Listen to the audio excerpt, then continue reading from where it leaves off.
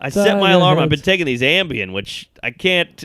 I gotta stop. No, it's no good. Bad news, folks. I never got prescribed. A friend gave me a couple of hits, and big mistake. They knock you out, but literally, if you're at your laptop and you take one, you'll just wake up with the laptop open. But if you stay up, they're kind of a nice buzz. Oh, it's a buzz, baby. Yeah, Aldrin.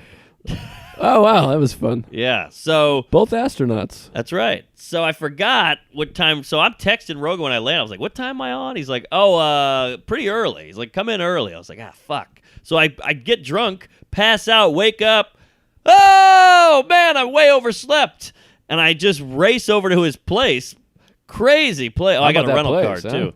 What a place. It's something else. I mean, I don't want to give too much away, but it's like, it doesn't look like... It's unassuming. It's like a bat cave. Yes. Yeah, like you don't think this is where this goes down. Yeah, it looks like nothing. And I'm looking in it like, this is the right ad. What is this? And then some big guy with a beard pops out of another entrance, goes, can I help you? I was like, Jesus Christ. It's scary. He's a Navy SEAL. Yes, I remember that guy. So I go, oh, sorry, podcast. He goes, oh, yeah, come on in. You get in there, it's just this vast room with a gym, a boxing glove, a pool table, a couple Ferraris, a big cat fucking werewolf thing. It's huge.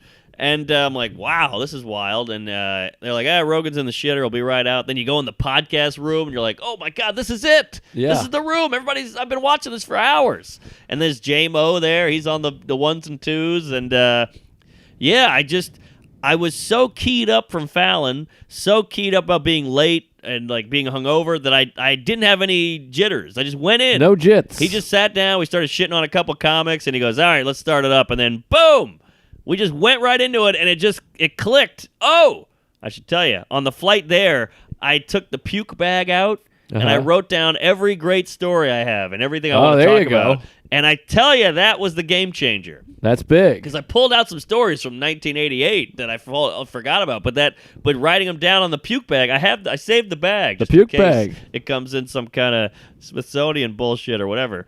So I got the bag of vomit, and it worked. It clicked. The Fallon was off. And I think the shitty Fallon said, I'm not doing that again. Right. In a weird way. And I think it's more important than the Fallon. Obviously, you want the Fallon to go well. Of course, but there's way more listeners on a Rogan than a Fallon, which is crazy. And the irony is I went to the Fallon, I watched like 2 seconds on YouTube like this. Oh, yeah, I can't do that. Every comment is, got here from Joe Rogan. Came from anybody else here from Joe Rogan? Wow. Like, oh, okay. Well, that's nice. But I got like 2 seconds in and turned it off. It hurt too bad. God, it's brutal. So then, just fucking, I don't want to go too far in, but after we did the pod, we did 3.5 hours. He seemed very happy with it, which is nice. And, you start asking questions like, how many times have you turned those mics on with somebody and been like 2 minutes in going, this is going to be a long hour? Right. Like, oh, you have no idea. It's crazy. Yeah, because he does a lot. He does one every day. Every 4 day. a week and shit. And we had a long talk. Like, how do you stay so sane? He's a smooth, cool as a cucumber. Everything rolls right off his hairy, muscular back, Yeah, he's a fascinating guy. We get one negative tweet, and we're like, shit, the world's coming down on me. I'm gay, the whole thing. But he's just... Well, cool. I think there's an in-between. Like, early on, you're not getting too much stuff, so any tweet is like, oh, my God, this guy hates us. And you're not getting a ton of... you get 10 positives, 1 negative. Right. It fucking derails you. Then I think once you get to a certain level, there's so much shit that you can't even read all of it, so you're just like, I don't give a fuck. Right, And money helps all this stuff. Oh, completely. You got a nice $75 million in the bank. You're like, why do I care what someone tweets at me? Although I still think it bothers him to some degree. A little, but I said, how do you do it? He just goes, I'm active. I fight. I work out. I run. I jog. I do comedy. I write. Like he's like, you just got to do shit. Like, yeah. Apparently it's working for you, fatty, because you look great.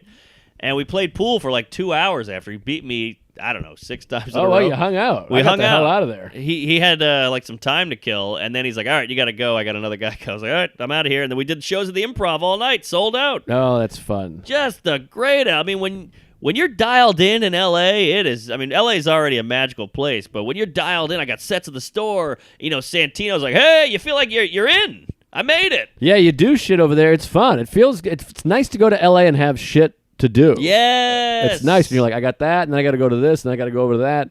It's also a great place to have downtime, of course, too. Yeah, well, hiking, the ocean, the whole thing. B&B was a mistake. No down. That was Down syndrome. But you go up in the green. There's a new green room at the Improv, and like Oh, Roy yeah. Wood's up there, and you're like, I know Roy, and Whitney Cummings is there, and you're like, how you doing? And she treats you like a real comic, and really, really exciting. And It feels good when you start to know people. Yes. When you're like, I can go there and know enough people, and then they Right. know you, and it feels like, oh, we're finally getting in. 20 years.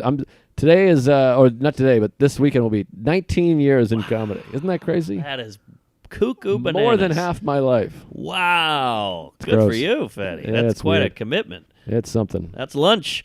But, oh, shit. What was I going to say? Oh, wait. I lost it again. Upstairs, the Improv. Upstairs. Oh, I'll tell you, being in that hot seat with the Rogue, there's a couple times where he's so aggressive and like alpha. Yes.